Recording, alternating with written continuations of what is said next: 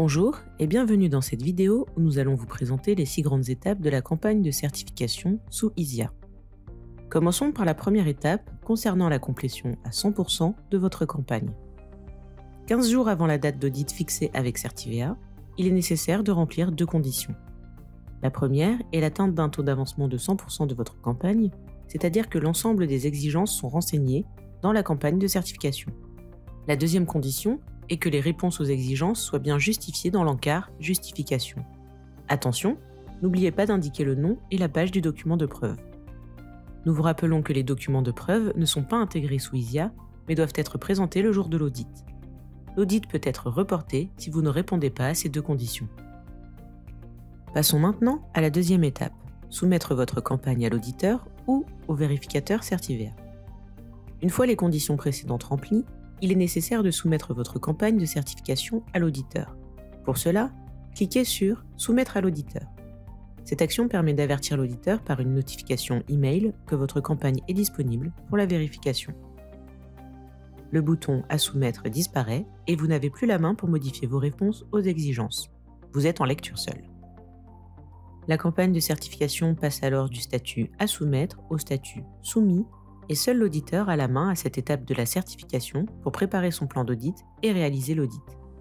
Si vous avez besoin de reprendre la main sur la campagne, avant l'audit, vous pouvez contacter directement l'auditeur pour lui demander de vous donner l'accès. Bien entendu, il ne faudra pas oublier de soumettre à nouveau votre campagne avant l'audit.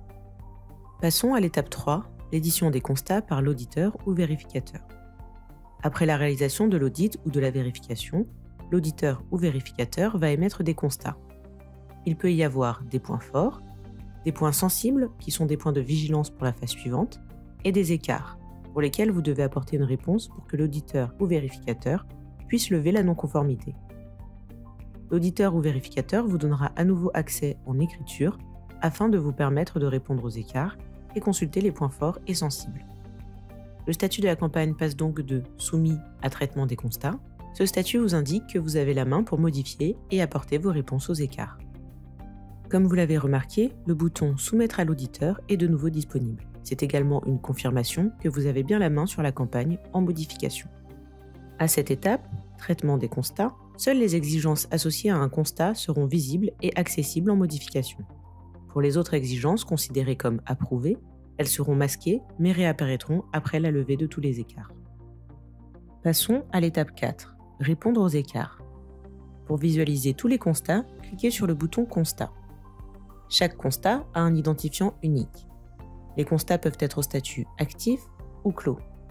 Pour les points forts et sensibles, le statut est automatiquement clos car ce sont des constats à consulter non bloquants pour la certification et non pas des constats où nous attendons une réponse de votre part. Pour les écarts, ils sont au statut actif puis passent au statut clos une fois levés. C'est l'auditeur ou vérificateur qui modifie les statuts en fonction de vos réponses aux écarts. Vous trouverez également dans ce tableau l'exigence relative au constat, le type de constat, les colonnes suivantes concernent les commentaires des 2 parties. Et enfin, la dernière colonne qui indique si l'écart est levé ou non. Pour les constats type points forts et sensibles, ils seront au statut non applicable. À présent, accédons à un constat. Pour cela, cliquez sur le crayon en début de ligne.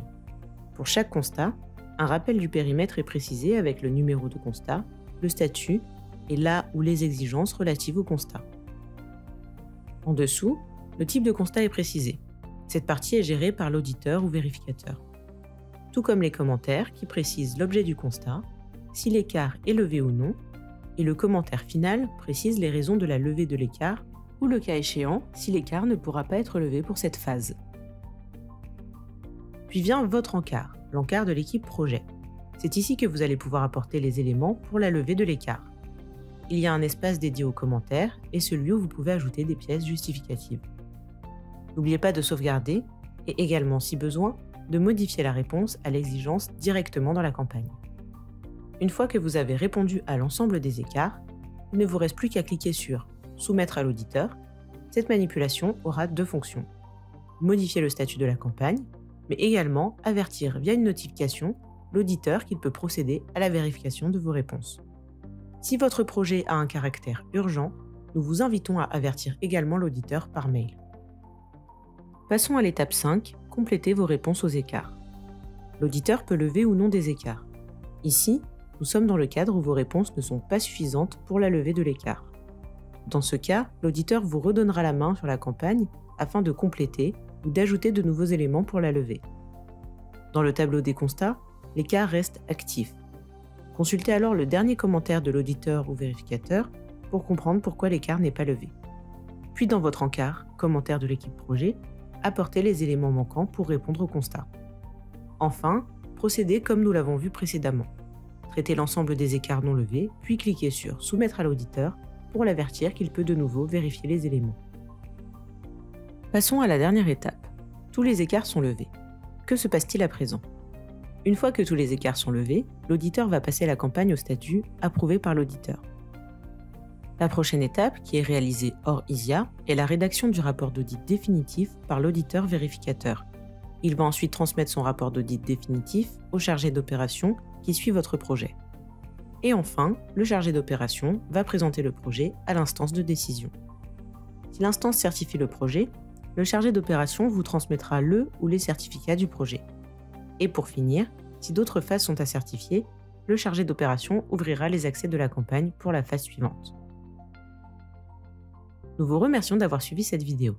N'hésitez pas à nous contacter. À bientôt.